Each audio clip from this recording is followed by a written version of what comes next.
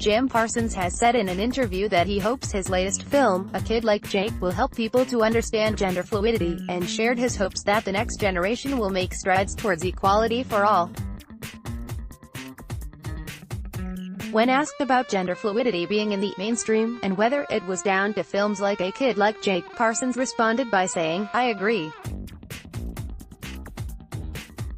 I felt very strongly and I still do. The most beautiful thing Daniel Pearle did in writing this was how he framed the issue. He framed it in a way that made it so relatable, just another aspect of raising a human being. There's something very disarming about that to me.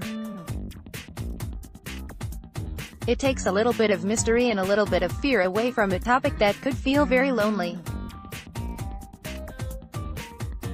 The movie doesn't offer any answers or solutions, but what it does is make it okay to ask dumb questions, to fumble with something that you don't fully understand.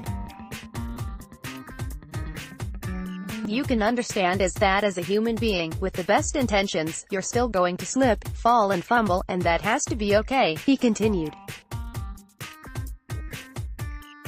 Related, Jim Parsons says it's never too late for gay rom-coms. Parsons was then asked what he thought the next generation might do in the campaign for equality.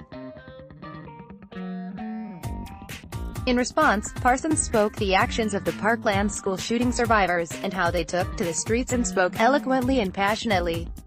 He continued, saying, "You get that impression that you're dealing with a whole generation that has grown up thinking it's not okay to slander people for being gay and more recently, slander people for gender fluidity.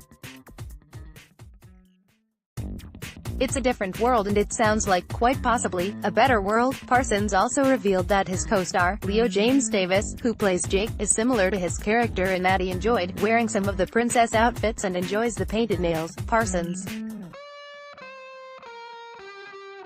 further said, his parents went through a hell of a time with one of the schools they were in, even here in New York, where they were not okay with him wearing girls' clothes to school, and they ended up in a real battle. It was interesting because no one was trying to dictate whether Leo was gender fluid or gender curious. It was really just Leo being Leo. It did show them many hurdles. It's difficult to get people in agreement as to what it is they're seeing and how to deal with it. Related, Jim Parsons explains the unexpected power of getting to marry his partner. Gay Times, June 2018. A special Pride edition. Get inside the latest Gay Times to discover exclusive interviews with Ezra Miller, Laverne Cox, Charlie Carver, Jink X Monsoon, Trevin Free and many more. Bye now.